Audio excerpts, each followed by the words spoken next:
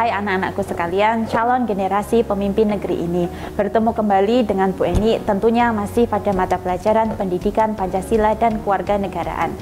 Untuk materi atau kompetensi dasar yang pertama pada kelas 11 adalah harmonisasi hak dan kewajiban asasi manusia dalam perspektif Pancasila.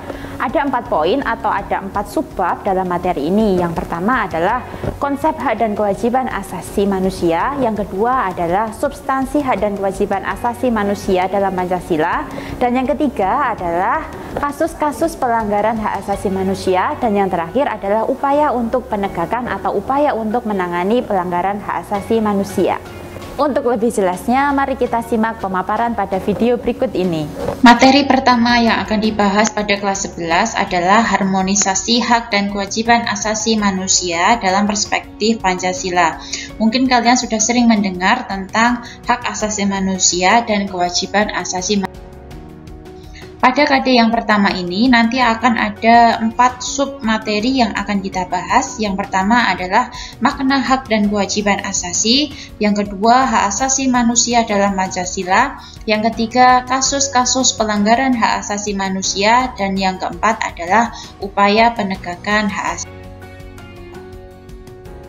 Kita pertama akan membahas tentang makna hak asasi manusia. Menurut Undang-Undang HAM Nomor 39 Tahun 1999 disebutkan bahwa hak asasi manusia adalah seperangkat hak yang melekat pada hakikat dan keberadaan manusia sebagai makhluk Tuhan Yang Maha Esa, dan hak asasi manusia itu merupakan anugerahnya yang wajib dihormati, dijunjung tinggi, dan dilindungi oleh negara, hukum, pemerintah, dan setiap orang demi kehormatan serta perlindungan harkat dan martabat. Secara umum, hak asasi manusia memiliki 4 ciri khusus. Yang pertama adalah hakiki. Hakiki itu berarti bahwa hak asasi manusia adalah hak asasi semua umat manusia yang sudah ada sejak lahir. Yang kedua adalah bersifat universal. Hak asasi manusia berlaku untuk semua orang tanpa memandang status, suku bangsa, gender, ataupun perbedaan yang lainnya. Yang ketiga, hak asasi manusia tidak dapat dicabut, yang berarti bahwa hak asasi manusia tidak dapat diserahkan kepada pihak yang lain. Dan yang terakhir, bahwa hak asasi manusia itu tidak dapat dibagi, yang berarti bahwa hak asasi manusia berhak untuk mendapatkan semua hak, baik hak sipil, hak politik, hak ekonomi, maupun hak. Kalau tadi kita sudah membahas tentang hak asasi manusia, berikutnya kita akan membahas tentang kewajiban asasi manusia. Kewajiban secara sederhana dapat diartikan sebagai segala sesuatu yang harus dilaksanakan dengan penuh tanggung jawab. Dengan demikian, kewajiban asasi dapat diartikan sebagai kewajiban dasar yang dimiliki oleh setiap. Berikut merupakan substansi hak dan kewajiban yang ada dalam Pancasila. Pada sila pertama disebutkan bahwa adanya hak tentang kemerdekaan untuk memeluk agama sesuai dengan keyakinannya masing-masing. Pada sila kedua menyebutkan bahwa setiap orang memiliki kedudukan yang sama dalam hukum serta memiliki kewajiban dan hak yang sama untuk mendapatkan jaminan dan perlindungan hukum. Yang ketiga, mengamanatkan unsur pemersatu di antara warga negara, seperti saling membantu, rela berkorban, dan menempatkan kepentingan bangsa dan negara di atas kepentingan pribadi atau golongan. Keempat, menghargai hak setiap warga negara untuk bermusyawarah mufakat tanpa adanya tekanan atau paksaan atau intervensi yang membelenggu hak partisipasi masyarakat. Dan yang terakhir, pada sila kelima, mengakui hak milik perorangan dan dilindungi pemanfaatannya oleh negara, serta memberikan kesempatan yang sebesar-besarnya kepada masyarakat. Jadi, antara hak asasi dengan kewajiban asasi harus dilakukan secara seimbang, karena hak dan kewajiban asasi manusia merupakan dua hal yang saling berkaitan. Keduanya memiliki hubungan kausalitas atau hubungan sebab akibat. Seseorang mendapatkan haknya dikarenakan dipenuhinya kewajiban yang dimiliki, Misalnya, seseorang pekerja mendapatkan upah setelah dia melaksanakan pekerjaan yang menjadi kewajibannya. Selain itu, hak yang didapatkan seseorang sebagai akibat dari kewajiban yang dipenuhi oleh orang lain. Misalnya, seorang pelajar mendapatkan ilmu pengetahuan pada mata pelajaran tertentu sebagai salah satu akibat dari dipenuhinya kewajiban oleh guru, yaitu melaksanakan kegiatan pembelajaran di kelas. Nah, dalam pelaksanaan hak dan kewajiban asasi tidak menutup kemungkinan terjadinya pelanggaran-pelanggaran hak asasi manusia.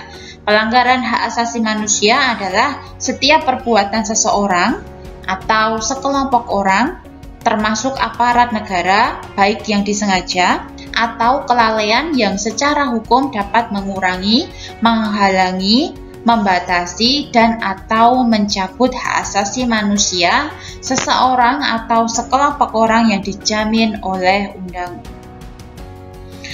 Faktor penyebab pelanggaran hak asasi manusia ada dua. Yang pertama adalah faktor internal. Faktor internal adalah sikap egois atau mementingkan diri sendiri. Yang kedua adalah rendahnya kesadaran. Dan yang ketiga adalah sikap tidak toleran. Sikap egois atau mementingkan diri sendiri merupakan sikap yang dapat menyebabkan seseorang selalu menuntut haknya, sementara kewajibannya sering diabaikan. Rendahnya kesadaran dapat menyebabkan pelaku pelanggaran HAM berbuat seenaknya. Pelaku tidak mau tahu bahwa orang lain pun mempunyai hak asasi yang harus dihormati. Untuk sikap tidak toleran, ini menyebabkan munculnya saling tidak menghargai dan tidak menghormati atas kedudukan atau keberadaan orang lain. Faktor eksternal penyebab pelanggaran hak asasi manusia yang pertama adalah penyalahgunaan kekuasaan. Yang kedua, penyalahgunaan teknologi. Yang ketiga, ketidaktegasan aparat penegak hukum. Dan yang keempat adalah kesenjangan ekonomi. Berikut merupakan contoh-contoh kasus pelanggaran HAM yang pernah terjadi di Indonesia. Yang pertama adalah kerusuhan Tanjung Priok tanggal 12 September 1984. Yang kedua, penembakan mahasiswa Universitas Trisakti pada tanggal 12 Mei 1998. Dan yang ketiga adalah tragedi Semanggi I pada tanggal 13 November 1990.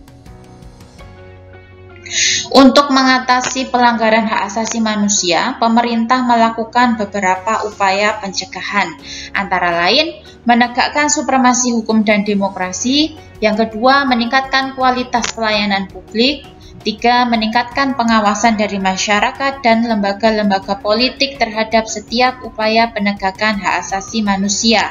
Keempat, meningkatkan penyebarluasan prinsip hak asasi manusia kepada masyarakat melalui lembaga pendidikan formal maupun non-formal. Dan terakhir, meningkatkan kerjasama yang harmonis antar kelompok atau golongan dalam masyarakat. Selain upaya pencegahan, pemerintah juga melakukan beberapa upaya dalam menegakkan hak asasi manusia. Yang pertama, dengan dibentuk Komisi Nasional Hak Asasi Manusia. Yang kedua, dengan menciptakan produk-produk perundang-undangan atau instrumen yang mengatur tentang hak asasi manusia. Dan yang terakhir adalah dengan membentuk Pengadilan Hak Asasi Manusia. Komisi Nasional Hak Asasi Manusia dibentuk pada tanggal 7 Juni 1993 melalui keputusan Presiden nomor 50 tahun 1993. Komisi Nasional Hak Asasi Manusia memiliki beberapa kewenangan, antara lain melakukan perdamaian kepada kedua belah pihak yang bermasalah. Kedua, menyelesaikan masalah secara konsultasi maupun negosiasi. Yang ketiga, menyampaikan rekomendasi atas suatu kasus pelanggaran HAM kepada pemerintah. dan DPR untuk dapat ditindaklanjuti. Dan yang keempat, memberikan saran kepada pihak yang bermasalah untuk menyelesaikan sengketa di pengadilan. Yang kedua, dengan membentuk instrumen hak asasi manusia. Instrumen HAM merupakan alat untuk menjamin proses perlindungan dan penegakan hak asasi manusia. Instrumen HAM dapat berbentuk peraturan perundang-undangan dan lembaga-lembaga penegak hak asasi manusia seperti Komnas HAM dan Pengadilan Anak. Contoh dari instrumen HAM adalah dibentuknya Undang-Undang Hak Asasi Manusia Nomor 39 Tahun 1999 tentang hak asasi manusia. Dan yang terakhir, untuk membentuk Pengadilan Hak Asasi Manusia yang diatur dalam Undang-Undang Nomor 26 Tahun 2000. Berikut merupakan upaya pemerintah dalam menegakkan hak asasi manusia. Demikian tadi pemaparan mengenai materi yang sudah kita bahas. Semoga bermanfaat. Sampai bertemu pada video berikutnya. Wassalamualaikum warahmatullahi wabarakatuh.